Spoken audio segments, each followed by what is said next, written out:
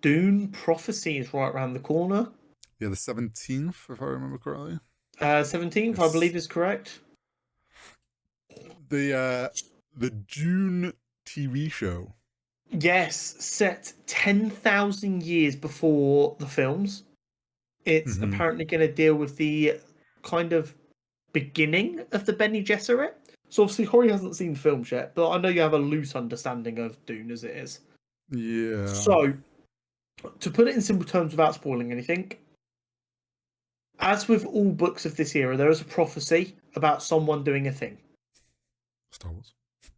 That prophecy is controlled by the Bene Gesserit. Right. And their kind of job is to make sure it happens. Got you.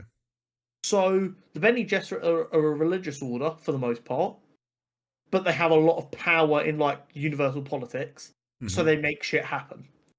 So this show is kind of going to go over the people setting up the Bene Gesserit to kind of make sure they have their nose in everything they need to have their nose in and stuff like that.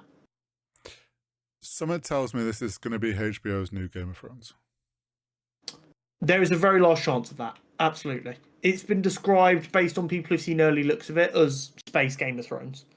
It is also worth noting, just going back to your Star Wars reference, I didn't realise this, but there is a genuine argument that George Lucas may have ripped off Dune pretty hard. That's kind of well known, because the Dune I books have been didn't realise that until after I'd seen the films.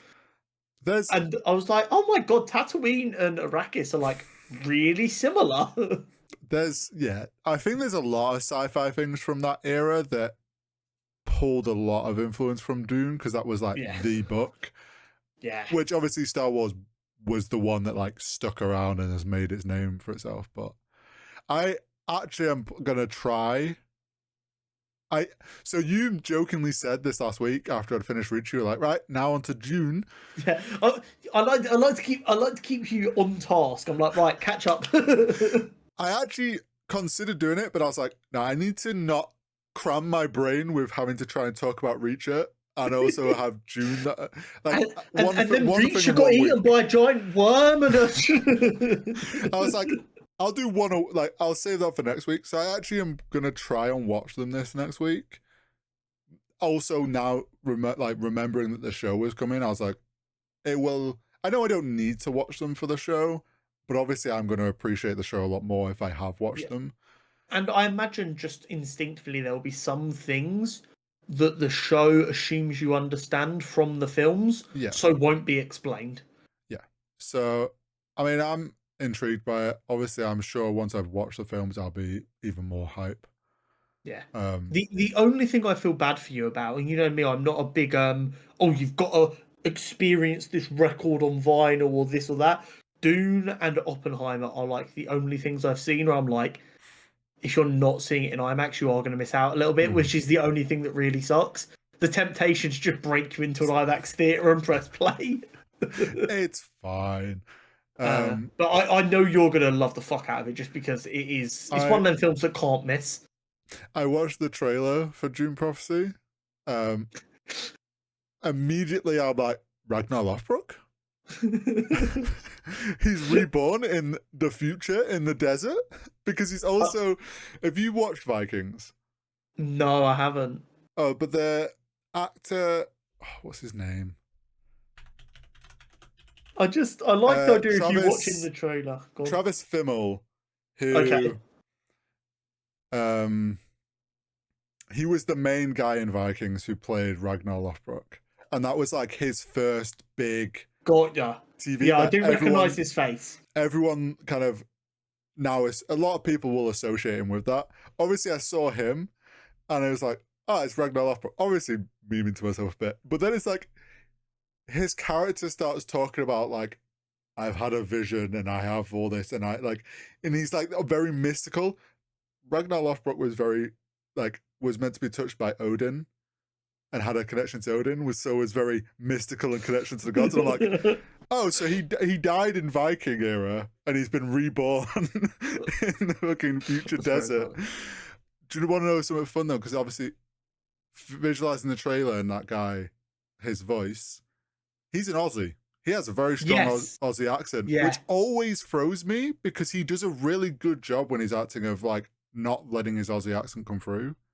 So I think I can't remember where I read this, but a lot of Australian actors do tend to be pretty good with other accents because I think something like the Australian accent's what's described as quite a loose and relaxed accent, which means that your mouth is already a lot more malleable, I guess, I get to you. like get on. Whereas like learning an English accent is the hardest because of how tight we are.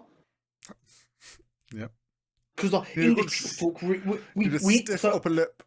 yeah, literally, I heard it described as like we force words out, whereas like Americans and Australians they just let them fly out, and I'm like, what does that even mean? We just talk how people are supposed to talk. And yeah, but I thought, yeah, it's obviously spied him, and I was like, oh, another I'm big role for incredibly him. excited. Of course, Mark Strong cutting about as he always does. This man appears Mm. in everything that looks good. If it's not Mark Strong, we don't want it. I'll be intrigued to see if like with how hype people talked about Dune when the second one, like, and just wider kind of started seeping into the wider media than just like nerds because it was so popular and people that probably wouldn't usually watch that sort of thing would talk about it on social media and stuff.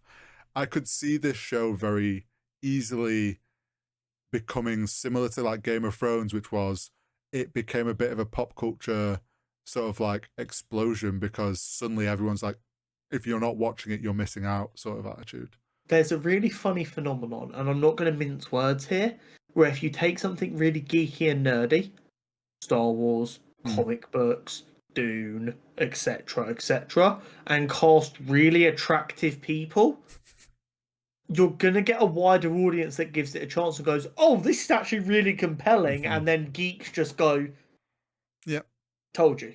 Yep. Like, yes, Dune is nerdy as fuck. It talks about geopolitical landscape of something hundreds of thousands of years in the future in a different galaxy. That is about as nerdy as it fucking gets.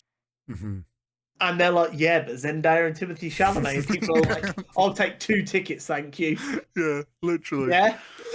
But and it more works. power to them. Like, I'm not giving, like, they both are really good actors. They smashed the role, but it's just so funny that when in doubt, cast attractive people and people will give it a chance. I mean, they did it with Game of Thrones. They've done it with everything because it does work time and time again. But yeah, I'm over the moon with this. I cannot wait to see it. You know how I feel about the Dune films. Yeah. They were so good. So getting more of that just to tie us over until the next one's ready is hilarious. It's also really funny to me that this like takes over like the Penguin spot in like HBO's lineup. Yeah. When Dune and the Batman had the same cinematographer, and they're staggering their schedule to have the same cinematographer for their next films. Like, this cinematographer has caused such a culture shift. HBO better give this man the biggest retainer known to mankind. That's the thing. He's like smashing it, and HBO is going to be like, right, we've got you locked in for the next 10 years, and this is whatever all film he makes, greenlight a spin-off. Literally, it's like, or it's going to get to a point where they're going to go to him and go, like, have you got any ideas for something you can make? We just want you to make something. Do you know what the biggest praise I can give to the cinematographer of the Dune and Batman films is? When the films you're making are set on a desert planet and a dark gothic city, the fact that you make them look visually interesting is nothing short of a miracle. Yeah, true. They in theory should be the 2 hardest places to be visually interesting. Oh, it's big and dark. Oh, it's open and grey. Yeah, no, you're not wrong. Like, he's found such artistic ways to make color work in those places. Like, if you think back to the Batman film, the amount of like yellow to red colors that were used while it still felt like Gotham's dreary and darkness. He's like, he knows how to play the system to get a good cinematographer is an artist with like, they're just like I'd love to see how his brain works.